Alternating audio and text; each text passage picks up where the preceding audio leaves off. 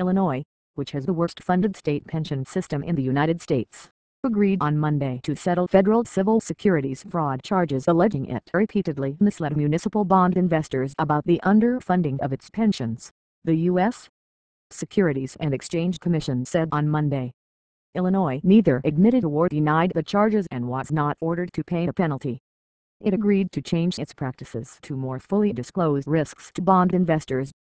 The settlement of charges that Illinois failed from 2005 to early 2009 to fully tell investors the risks of buying $2.2 billion worth of its municipal bonds is the latest blow to the state's reputation as fiscally troubled and crippled by a pension shortfall of $98.6 billion.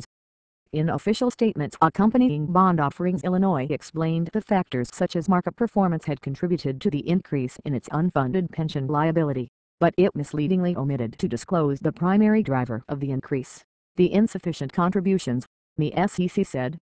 In order to keep its contributions low, Illinois had developed a complicated system that included ramp UPS and pension holidays, the SEC said. Instead of paying to pension funds what actuaries had determined to be the annual contributions, Illinois followed a funding plan approved by the legislature that deferred the payment of pension obligations, compounding its pension burden. The legislature phased in the state's contribution over a 15-year ramp period, where the amount Illinois puts in gradually grew until in 2011 it made the full amount. It then had to put in a level amount so the pension system was funded by 2045. The state went further, amortizing pension costs over 50 years, instead of the typical 30, which gave it a longer window to pay off the liability. Then, it lowered the contributions in 2006 by 56% and in 2007 by 45% in pension holidays. Illinois failed to disclose the effect of its unfunded pension systems on the state's ability to manage other obligations, the SEC said. The state also did not inform investors that rising pension costs could continue to affect its ability to satisfy its commitments in the future. It also did not explain to investors that its inability to make its contributions increased the investment risk to bondholders, the SEC said, adding it did not identify or discuss how this underfunding compromised the state's creditworthiness or increased its financing costs. The state of Illinois has $19.67 billion pension obligation bonds outstanding, out of a total of about $50.2 billion in outstanding municipal bonds, according to Thomson Reuters data. Institutional failures. There were also institutional failures, according to the regulator.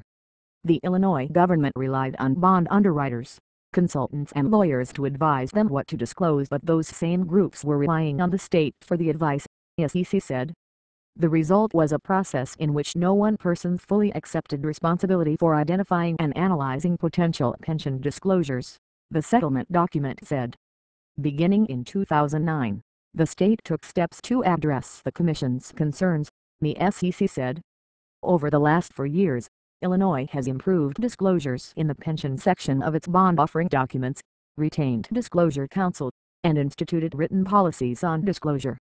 In 2010, the state also enacted a law that employees hired after January 1, 2011 would have a higher retirement age and lower pension. Governor Pat Quinn said the Commission had acknowledged the proactive steps Illinois took to improve its pension disclosures, and that the state began these enhancements prior to being contacted by the SEC.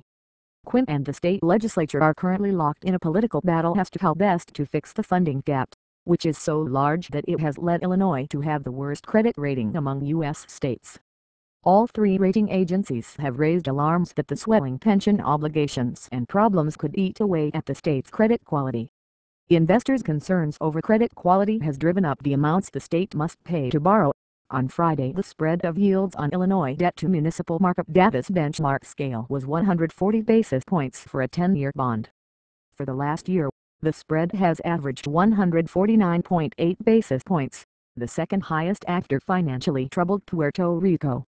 Many states had long shortchanged their pension funds, and when their revenues collapsed during the 2007-09 recession, they pulled even further back on contributions.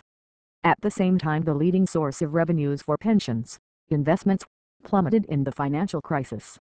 According to Pew Center on the States, the pension gap for all states is currently $757 billion. Illinois Comptroller Judy Bartow-Pinka, the Republican who was not in office when the alleged abuses took place, said the state has done the right thing. Unfortunately, we will all be paying for the mishandling of the pension funds for many years to come. At the time I warned that raiding our pension funds and borrowing to make our payments was a ticking financial time bomb, and sadly, that has come to pass, Tokenka said. The case marks the second time the SEC has charged the state in connection with public pension disclosure failures. The SEC had previously charged New Jersey in 2010 for not adequately informing investors of the costs of its pensions, saying at the time the charges were a warning to all other issuers in the $3.7 trillion municipal bond market.